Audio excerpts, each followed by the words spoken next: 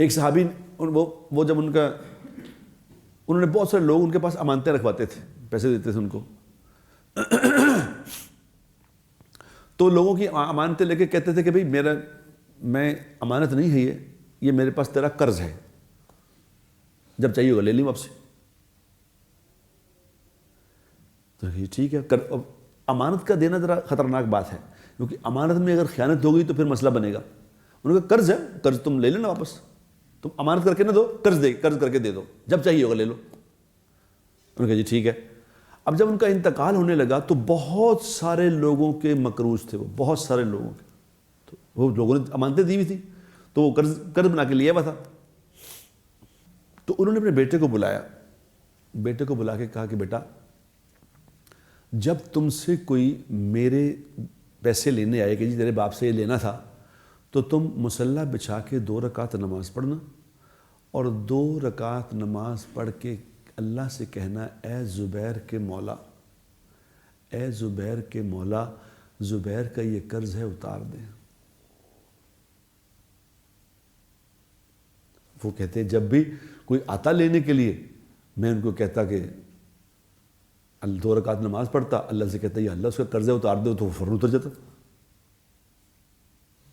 ایک آئے جو جن کو پیسے دیے، انہوں نے کہا میں نے تمہارے باپ کو بہت ساری زمین دی تھی، بہت ساری زمین دی تھی۔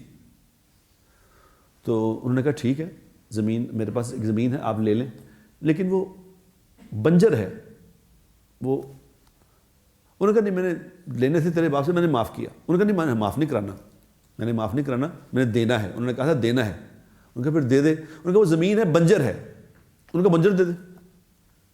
انہوں نے یہ نہیں کہا کہ میری زمین سی ایسا سی ویسا سی، نہیں بنجر دے دو۔ وہ بنجر زمین لے لی انہوں نے، بنجر زمین لے کے اپنے خادم کو ساتھ لیا، وہ خادم کو کہا چلا چلے، زمین پہ چلے گئے، وہاں جا کے انہوں نے کہا مصلی بچھائی، مصلی بچھایا، مصلی بچھا کے 2 رکعت نماز پڑھی، 2 رکعت نماز پڑھ کے لمبا سجدہ کیا، لمبا سجدہ کر کے جب اٹھے تو خادم سے کہا یہاں سے کھودو، یہاں سے کھود۔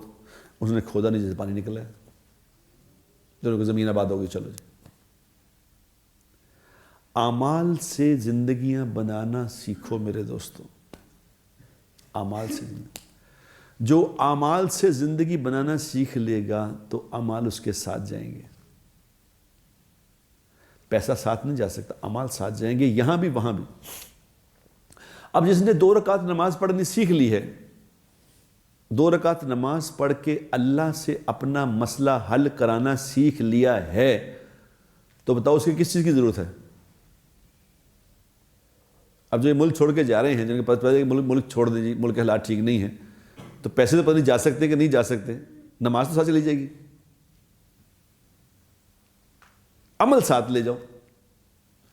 عمل سیکھو میرے دوستو، اور اس بات پہ یقین کرو کہ زندگیاں عمل سے بنتی ہیں، خدا کی قسم اعمال سے بنتی ہیں، اعمال سے بنتی ہیں، اعمال سے۔